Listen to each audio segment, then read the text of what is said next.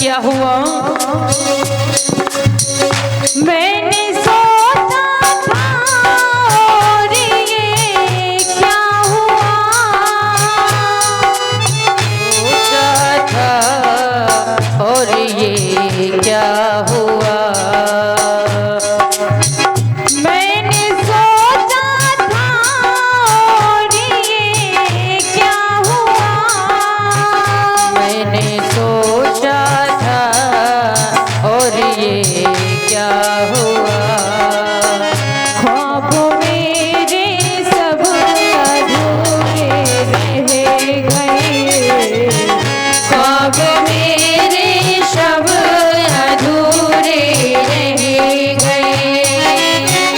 हमें छोड़ कर स्वामी मन को चले गए, हमें छोड़ कर स्वामी मन को चले गए। दिल के अरमां आंसुओं में बह गए, दिल के अरमां आंसुओं में बह गए, दिल के अरमां आंसुओं में बह गए।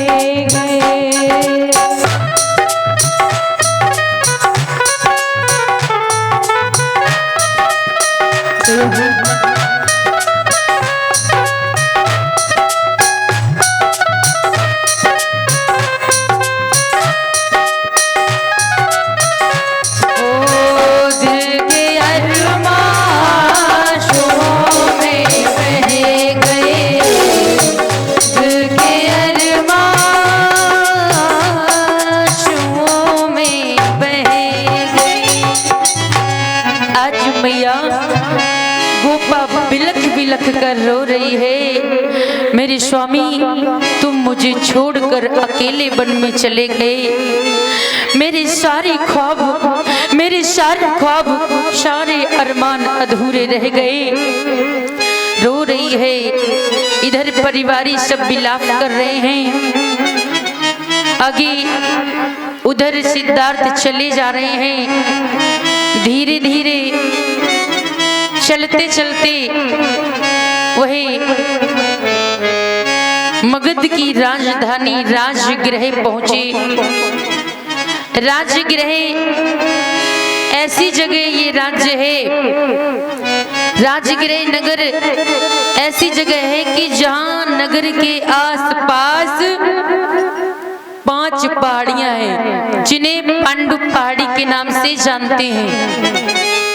जब भगवान मगध की राजधानी राजगृह पहुंचे तो पांडु पहाड़ी पर भगवान ने विश्राम किया।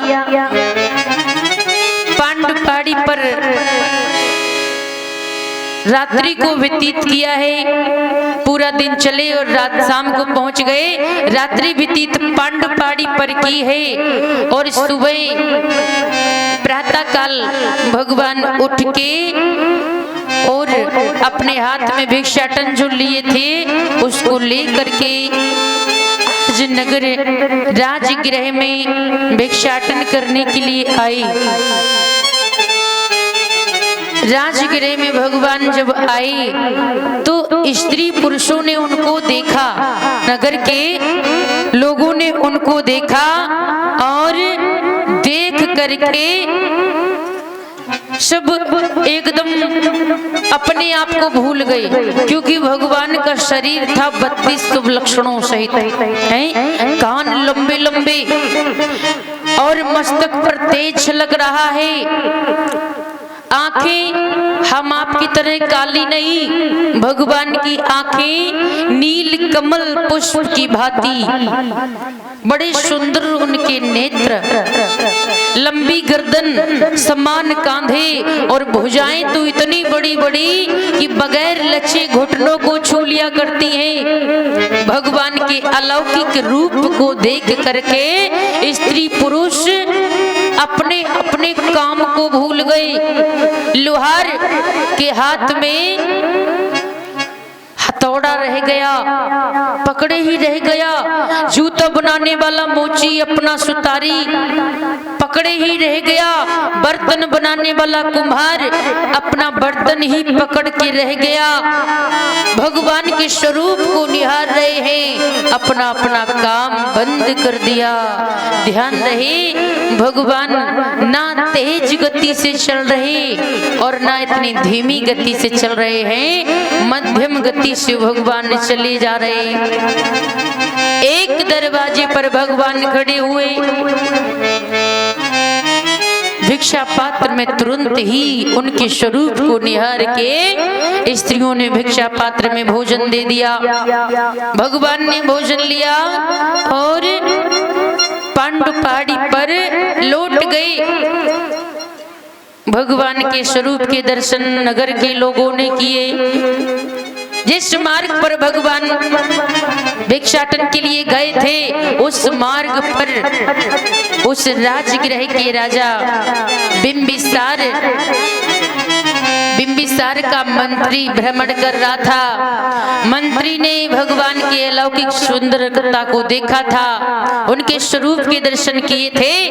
आज उनके स्वरूप का बखान जब उस मंत्री ने जाकर के महाराज के दरबार में वर्णन किया है, भगवान के स्वरूप को बताया कि हमारे नगर में, हमारे राजगृह में एक ऐसे सन्यासी आए हैं जिनको देख करके मन को बड़ा शांति मिलती है। आज भगवान के स्वरूप की जब बड़ाई राजा ने सुनी तो राजा बड़े ही उदार भाव के हैं। राजा बिंबिसार हृदय में भक्ति भाव लेकर के, यानी भक्ति भाव, यानी पहले यहाँ पर रूढ़वादियां थी तो वो राजा जो थे उसी संस्कृति से चलने वाले थे, हवन यज्ञ बहुत किया करते थे और वो भक्त थे, बड़े धार्मिक थे। तो यानी हृदय में भक्ति भाव लेके भगवान के प्रति जब पांडु पहाड़ी पर गए, पांडु पहाड़ी पर जब गए महाराज बिंबिसार, तो भगवान उस समय भोजन करके पात्र को रखा ही था। भगवान ने जैसे देखा बिंबिसार को तो एक चट्टान पर बैठ गए और बिंबिसार को इशारा करने लगे, बैठ जाइए। तो बिंबिसार ने प्रणाम किया और प्रणाम करते हुए बिंबिसार कहने लगे,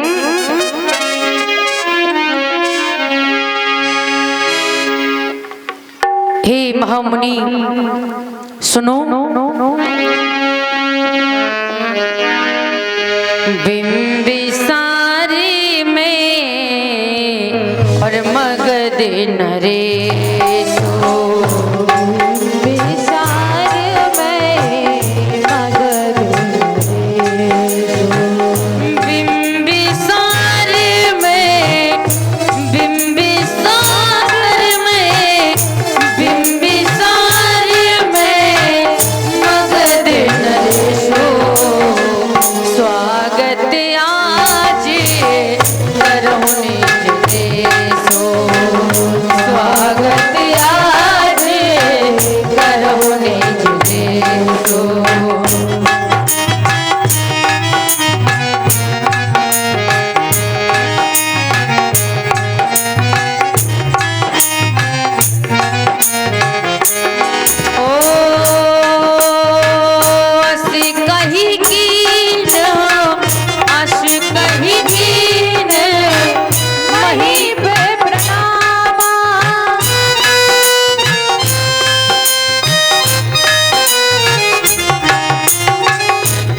कही कीन महीप प्रणामा,